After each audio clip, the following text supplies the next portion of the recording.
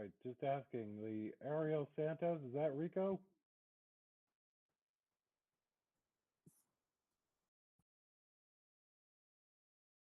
Oh, okay, thanks.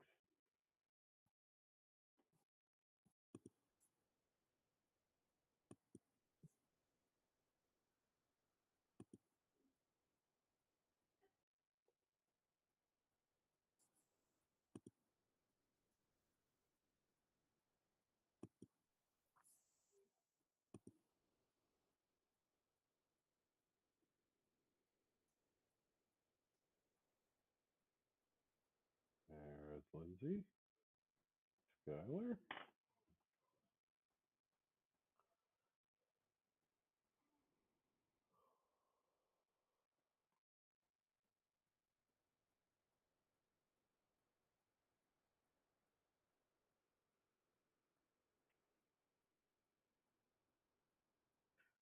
Dick Dale said he wasn't going to be able to make it tonight. He's off in Maine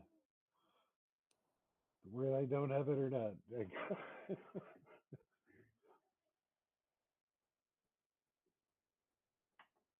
Anybody get hit hard with the storm? No. Kind of seeing tornado warnings was kind of unusual, you know. I was up on my roof. I've been sanding my house. I'm gonna obviously paint it, and so I was up there with the power washer trying to get all the dust off, hoping to prime today. And obviously the weather didn't work out. Hoping to prime tomorrow. I'm also off to Maine, so trying to get a coat of something on there before I go.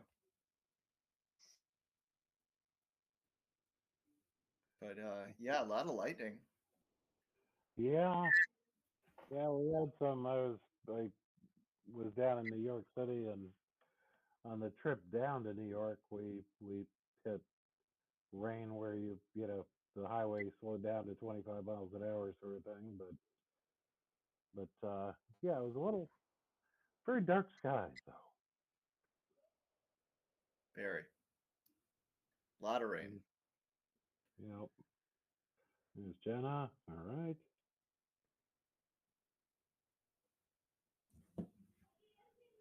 Looking for one more to get up to our full contingent.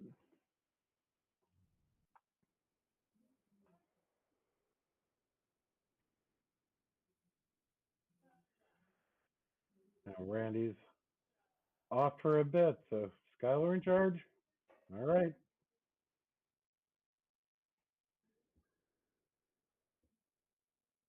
Hopefully she'll have a nice time, nice restful time away.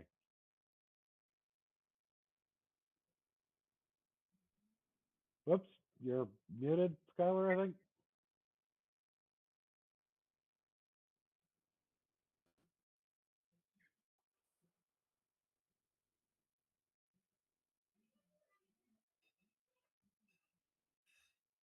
Either that or a bad case of laryngitis. I don't know. Is it better now? There we go. I think I'm good. Yep, there you are. It's one of life's greatest mysteries after 2020, right? Figuring out where you're muted.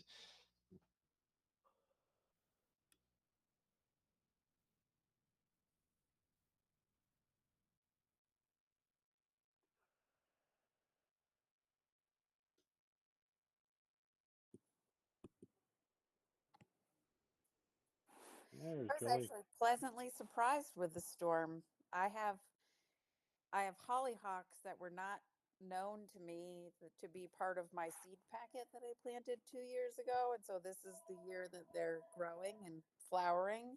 And I was like, "Oh God, they're gonna fall over," but they didn't.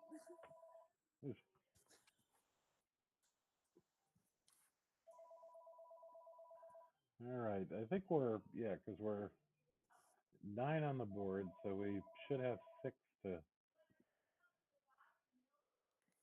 I haven't heard from. I have Well, Jenna, and I haven't we heard. just need 5, right? Okay, yeah, we need 5 to have a quorum. So I think we're there. Okay. Okay, so let's go ahead. It is 6:32, and I'll call the meeting to order.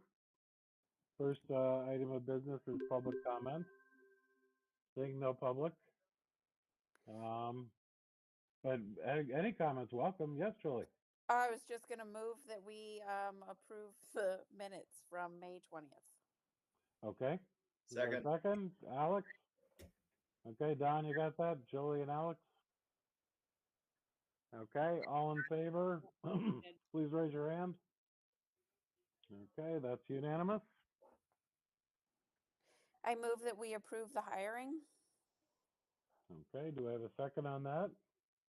Lindsay got the hand up there first? Okay, so Julie and Lindsay, all in favor of approving the hiring, please raise your hand. That is unanimous. Okay, another opportunity for public comment. I have a small. I was just wondering if Skylar could comment on how we're doing on hiring for teachers on Yeah. provisional licenses versus regular licenses compared to like, pre-pandemic maybe or whatever he wants to compare it to. Yeah, sure. I can comment on that for sure. Fortunate for me, we actually have an HR department because when I started here, we didn't. Um, so I previously, prior to there being an HR department, I would help out a lot with the licensing in terms of obtaining provisionals and making plans to turn those provisionals into professional licenses. So that being said, I'm one of I guess the fortunate few, I'll say, that can see everything in terms of our hiring because I play a role with like supporting our principals and filling our classrooms and all that stuff. Um, my understanding or my interpretation of kind of what is happening for us um, isn't as bad as some of our neighbors. So I connect a lot with regional supervisory unions in terms of curriculum directors and school leaders, etc. And I know that they have significantly more instances of getting people on emergency licenses.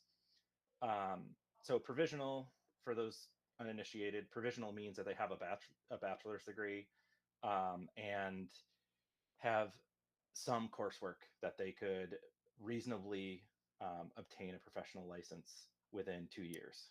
So maybe an additional course or two that they'd have to take. Um, so that's like someone with like a biology degree, a bachelor's in bio, that wants to be an elementary school science teacher. It's attainable within 2 years through provisional licensing. So we put them in that position, they make a plan, and then they eventually obtain a professional license. The difference between that and an emergency license is someone that cannot, like, it's late in the hiring season right now. So it's someone with a bachelor's degree in an entirely unrelated field that can't really be parlayed into reasonably being an education field. Um, we don't really do that very often. I actually can't really think of an instance where that has happened this year. And it's done much more frequently in other SUs in our region. In terms of actually filling positions, because I worry less a little bit about provisionals into professionals because I know I've seen people do it. We can support people through it, and they go on to have long storied careers as teachers. Um, Filling classroom teaching positions, my understanding is this season, I think we have maybe one or two vacant positions still at present.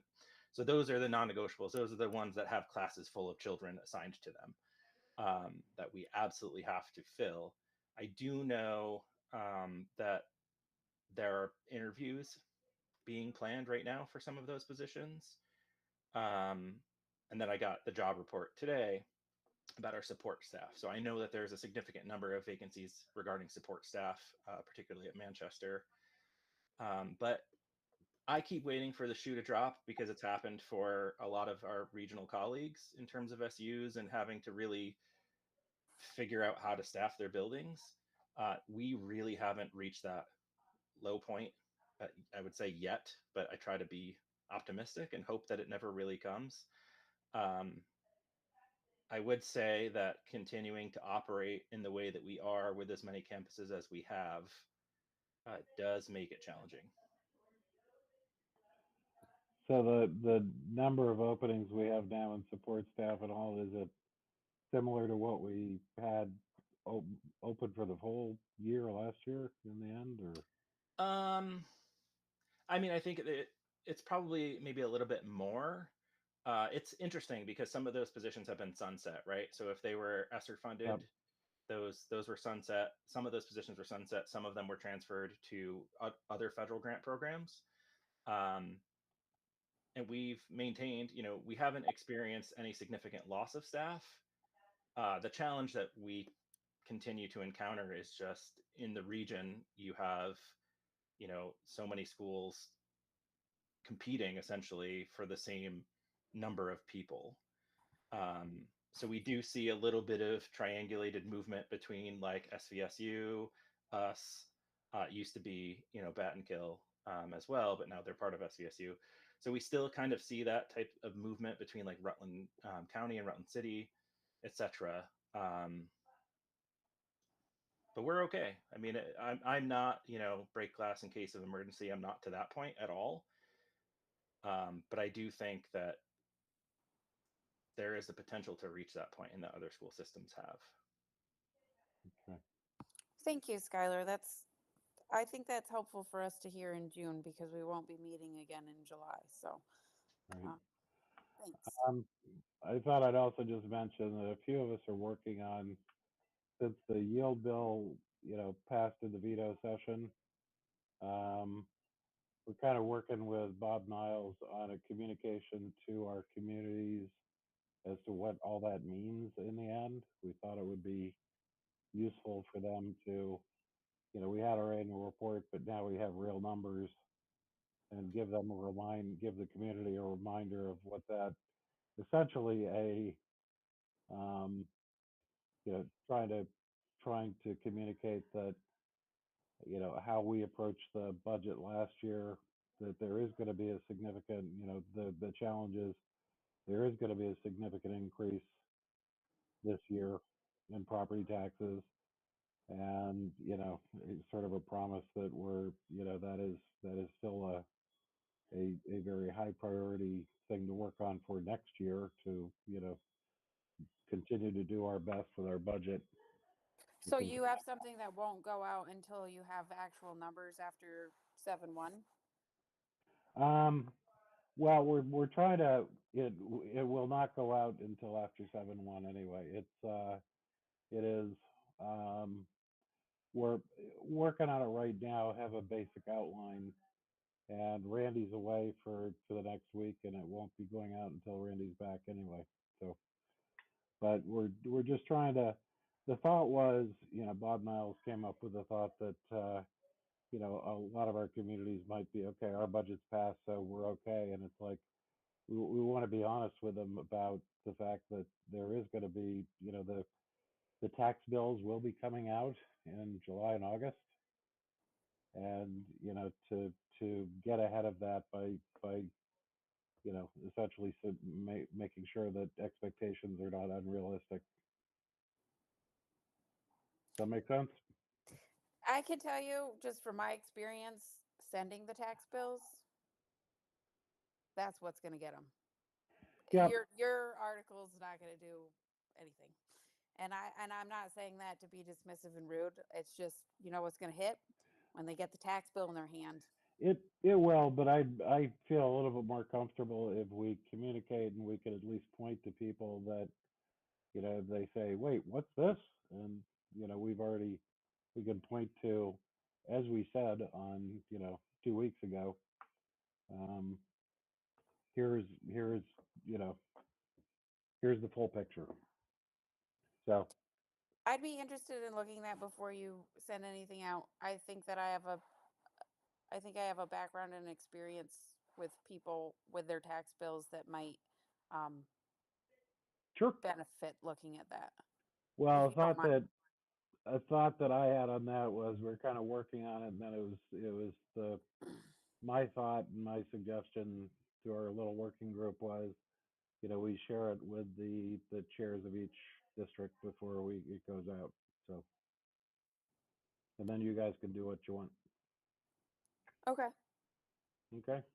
I just wanted to flag that again because we're not going to have a meeting for a little while. So, I, again, it's all about transparency with the communities. So, any Makes other thoughts or questions or things? All right. If not, our next meeting date is August 26th. So we have a nice summer off, sort of. Hope everybody enjoys. But in the meantime, if anything comes up, always feel free to get in touch. And look for a movement or motion to adjourn. so moved. Julie, Jenna, second. And all in favor, raise your hand. Quick meeting, Thanks, everybody. 6:43. All right. Thanks, guys. Have a good night. Thanks, everybody. Thanks, Skylar.